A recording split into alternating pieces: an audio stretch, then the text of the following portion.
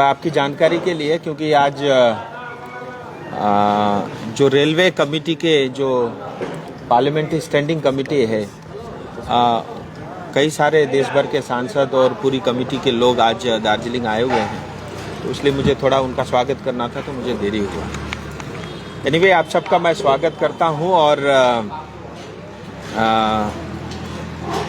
मैं सीधे गृह मंत्री जी का जो पश्चिम बंगाल का भ्रमण है उस विषय पे आता हूं। आप सबकी जानकारी के लिए कि गृह मंत्री जी का जो पहले 3 दिन का दौरा था वो 2 दिन का हो गया है। कल सवेरे वो कलकत्ता लैंड करेंगे और उसके बाद जो है 24 परगना जिले में उनका एक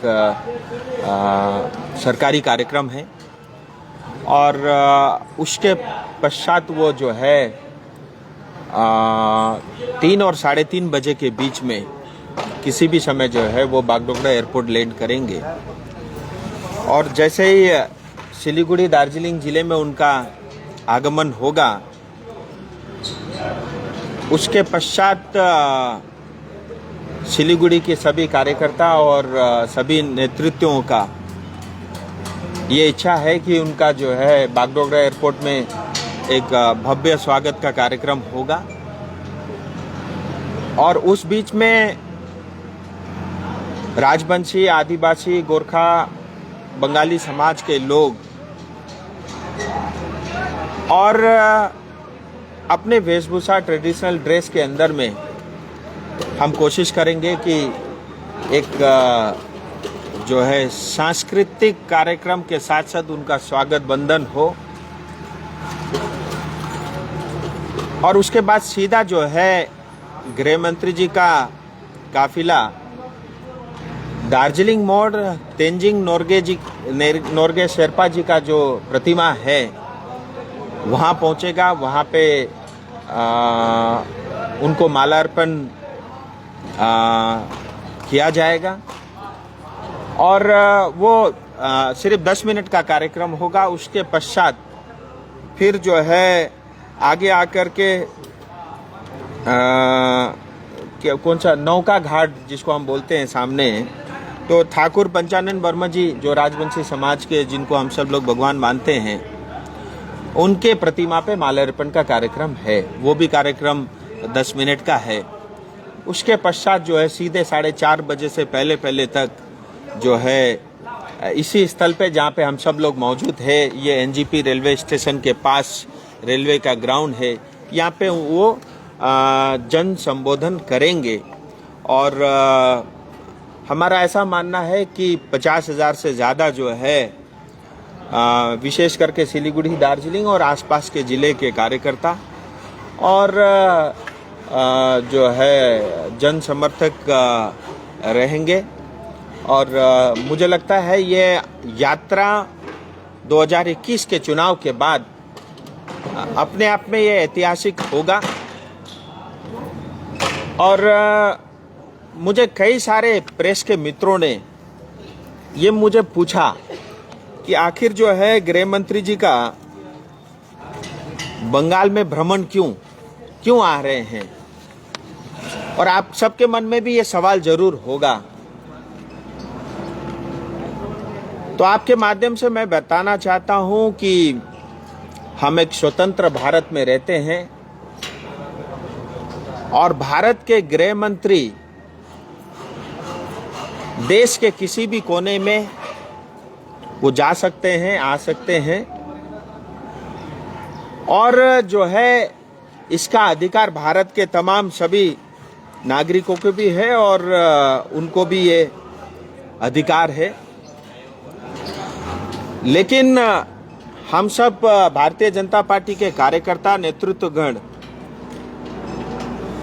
हम ये अपेक्षा जरूर रखते हैं और हम सब ये भी जानते हैं कि आज पश्चिम बंगाल में जो अराजकता फैली हुई है, पश्चिम बंगाल में जो आज लॉ एंड ऑर्डर की सिचुएशन है, पश्चिम बंगाल में आज एक ही एमएसएमई फल फूल रही है, वो है बम, बारूद और बंदूक बनाने की एमएसएमई।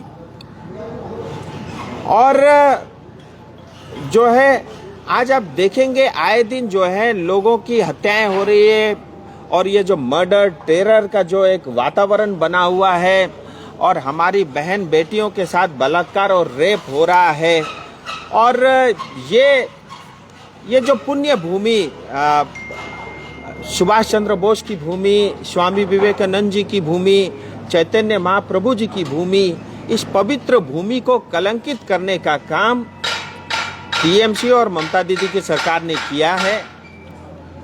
और हमें ये लगता है कि कहीं ना कहीं ये यात्रा पश्चिम बंगाल की 10 करोड़ जनता बहुत अपेक्षा के साथ गृह मंत्री जी का स्वागत करेगी कि हम सब मिलकर के बंगाल को बचाना है और उस अन्याय, अत्याचार और ये जो टेरर, मर्डर, करप्शन की जो सरकार है उसके लिए ये एक चेतावनी भी होगी। और विशेष करके इस दार्जिलिंग और सिलीगुड़ी चिकन नेक रीजन में हम सब जानते हैं किस तरह से यहाँ का भूगोल और इतिहास बदल के रखा हुआ है, और हमें बड़े कष्ट के साथ यह कहना पड़ता है कि पता नहीं आने वाले समय में हम दिवाली या जो है दुर्गा पूजा मना भी पाएंगे या नहीं पाएंगे। इस तरह का भूगोल जो है अपीसमेंट की पॉलिटिक्स टीएमसी के कारण हो रही है, और हम सब आशावादी हैं कि और हम ये अपेक्षा रखते हैं कि गृह मंत्री जी ही वो व्यक्ति है। मैं इतना दावे के साथ कह सकता हूँ, पूरे पश्चिम बंगाल की जो समस्याएं हैं जो टीएमसी के कारण उत्पन्न हुई है, अगर उसका कोई समाधान है वो भारत के गृह मंत्री अमित शाह जी हैं। मुझे इतना ही कहना था। अगर आपके मन में कोई प्रश्न हो तो आप पूछ सकते हैं।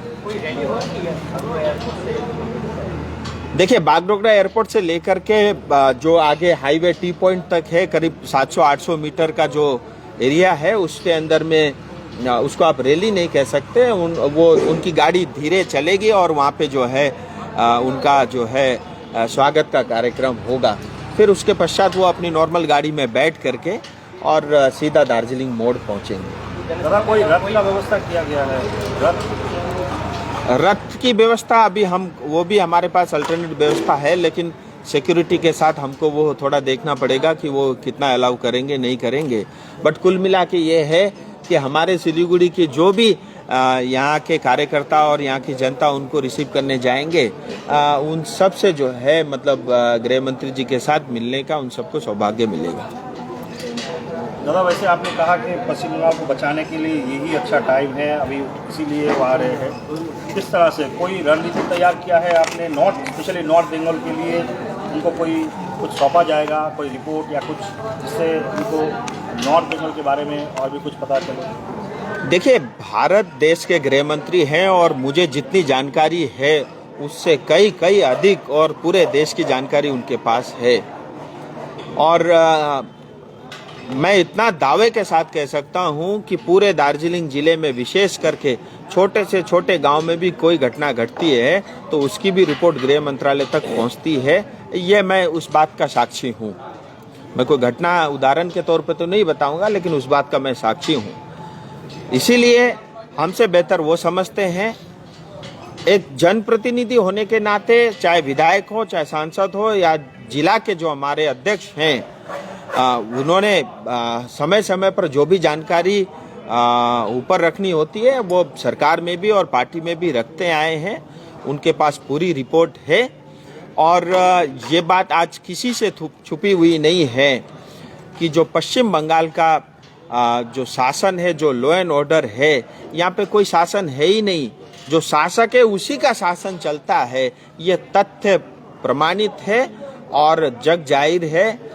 हम ये मान के चलते हैं ये शंखनाद होगा, ये बिगुल होगा और टीएमसी को अपने तौर तरीके बदलने होंगे। आए दिन जिस तरह से लोगों की हत्याएं, पेड़ों में लटका देना, माँ बहन के साथ जो है रेप करना और विशेष करके नॉर्थ बंगाल के युवाओं के साथ अन्याय अत्याचार करना, कोई विकास के काम मत करना, 15% जमीन नॉर्थ बंगाल के चाय बागान के मालिक को देना, 5% से कम जमीन में जो हमारे लेबर 200 साल से काम कर रहे हैं उनको जमीन नहीं मिलना, मिनिमम वेज एक्ट केंद्र सरकार पारित कर देती है उसको लागू नहीं करना, FRA एक्ट 2006 को लागू नहीं करना, शिक्षा में भ्रष्टाचार करना, जो अनपढ़ गवार टीएमसी के चमचे हैं उनको अपॉइंटमेंट देना और यहाँ तक कि एम्स बनाने के लिए जो स्वीकृति नॉर्थ बंगाल में मिली थी उसको भी उठा के कल्याणी साउथ बंगाल ले गए। ये इतना अन्याय अत्याचार लगातार। और मैं आपको एक बात और कहूँ, नॉर्थ बंगाल अपने आप में सक्षम है, अपने आप में पैर में खड़ा हो सकता है। हम इतना रेवेन्यू टैक्स इतना कलेक्ट करते हैं, लेकिन उसके बावजूद भी नॉर्थ बंगाल को एक गरीब क्षेत्र बना के रखा है। और जानबूझ के, जिसके कारण जो है, क्योंकि एक बात प्रमाणित है कि चाहे वो राजवंशी हो, चाहे आदिवासी हो, चाहे गोरखा हो, चाहे हिंदी भाषी हो, उसको ना तो टीएमसी ना ममता दीदी ये कतई पसंद नहीं करते। इस वजह से जो है इस नॉर्थ बंगाल क्षेत्र में ज़्यादा अन्याय अत्याचार आज हो रहा है। राजू जी, लगातार आप और भारतीय जनता पार्टी सवाल उठा रही है, अन्याय हो रही है, रेप हो रहे हैं, यहाँ कानून नहीं है, तो ऐसे में केंद्र सरकार क्या उठाने जा रही है? देखिए, ये मेरे पे मेरी टिप्पणी छोड़ दीजिए। महिला आयोग ये बात कह रही है, हाईकोर्ट ये बात कह रहा है, यहाँ तक कि सीबीआई इस बात की जांच कर रही है। आज हाईकोर्ट के अंदर में आप देखिए सुनवाई नहीं हो पाती। टीएमसी के गुंडे हाईकोर्ट के अंदर तक भी घुस गए हैं और हाईकोर्ट को हर एक केस को आज सीबीआई को सौंपना पड़ रहा है।